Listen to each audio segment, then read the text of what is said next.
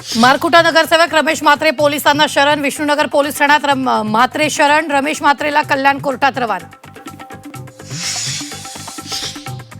रमेश म्हात्रे मारहाण प्रकरणी होणारा राज्यातील डॉक्टरांचा संप तुर्तास मागे। उद्यापासून पुकारलेला राज्यव्यापी संप मागे। हायकोर्टाने दखल घेतल्यानंतर संप स्थगित। शिवाजी पार्क परिसरात उद्धव ठाकरेंचे कार्यकर्ते आणि पोलिसांमध्ये बाचाबाची। वांगचुक यांना पाठिंबा देण्यासाठी थोड्याच वेळात ठाकरेंचं आंदोलनस्थळी स्टेज वाढवण्यावरून पोलीस कार्यकर्त्यांमध्ये वाद। एकनाथ शिंदे म्हणजे आचार्य विनोबा भावे नाहीत। खासदार फोडण्यात कुठली आली नीतिमत्ता। शिवसेना उद्धव बाळासाहेब ठाकरे पक्षाचे नेते संजय राऊतांचा हल्लाबोल।